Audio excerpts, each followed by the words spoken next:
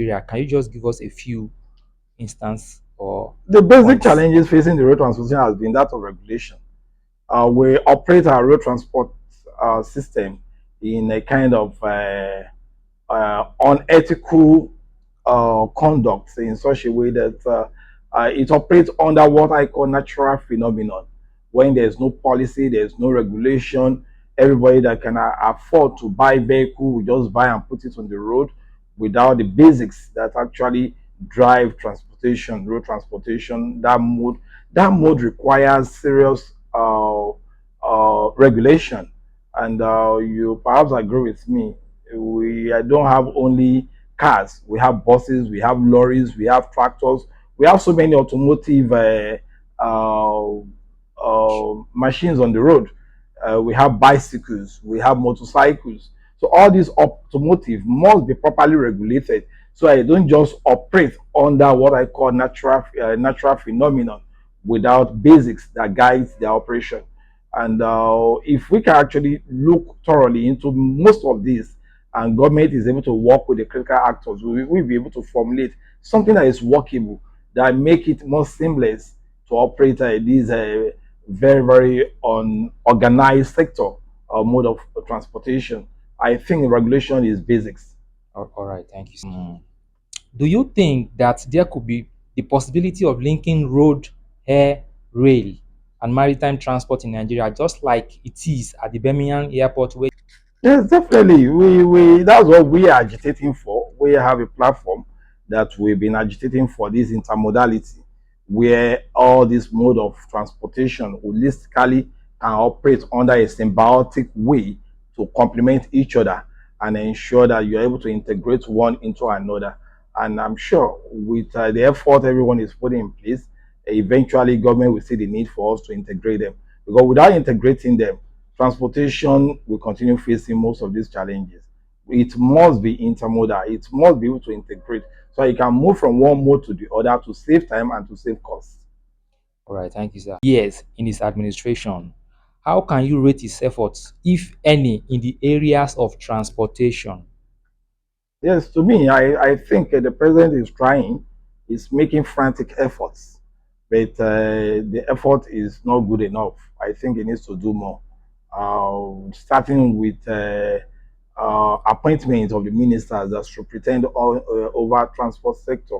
We need to look more into technocrats that can that have that wiper knowledge, so that it not take them a longer time that they would have achieved a lot of results to learn on the job. Yeah, the transportation is highly technical, and we must be able to identify the people that has the wiper knowledge that can start the job immediately without learning on the job. So when you start them with responsibility to superintend over it, they can start it instantly and know where the problem is and start solving it. So it won't be a case of organizing seminars, workshops, and at the end of the day, the resolution or the communique will be difficult to be implemented. We need people that has a wide knowledge that are ready to take action immediately they resume to office without taking too long time to learn on the job. I think if we can actually do that and we're able to formulate a policy that will drive the transportation system, I think we will be able to achieve a lot of results, and that will encourage investors that wants to invest in this sector. All right, sir. There has been campaign for massive conversion of vehicles from petrol to CNG. Do you think any success has been made in that direction? Yeah, I think conversion is is a good thing, but I would rather prefer, like I mentioned earlier on, that we're trying to encourage automobile companies to start producing vehicles. We should be encouraging them to produce a kind of hybrid or a kind of vehicles that will just concentrate on the CNG power, so that we start phasing out the diesel, petrol vehicles gradually, and that is what is obtainable in most part of the world. You continue phasing out those Stone Age systems and start integrating the modern system into your operations. I don't see anything bad in it. I think it's a starting point. Oh, okay, that's fine.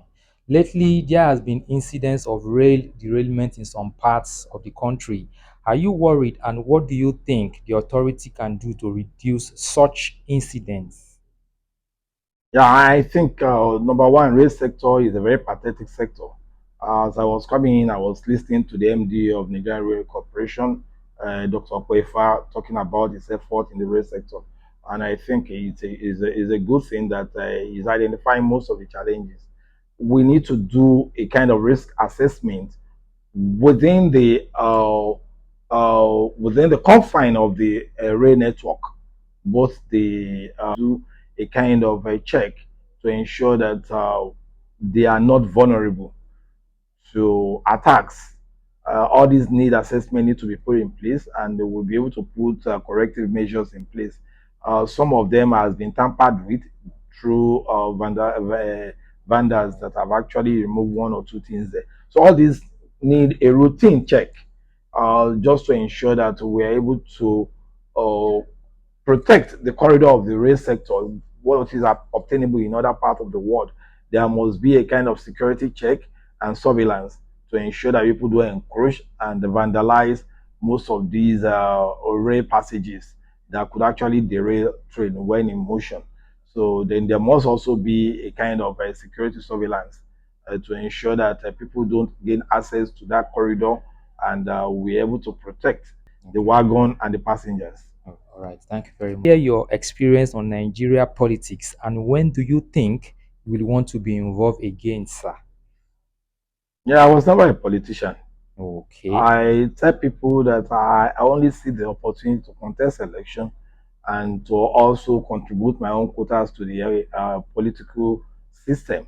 At the time I was contesting for governorship, I am not actually sure that I'm going to win election, but I know that during debates, part of what I'll be contributing might actually be of help to whoever will be contesting along with me when they eventually win the election. So I was there to test my own popularity and to also contribute during the debate. Possibly part of the policies that I will be talking about could be helpful to whoever eventually wins the election. But that is not to say that if I have the opportunity to contest and win election, I won't do that. But for now, I'm not interested in politics. All right. Thank you very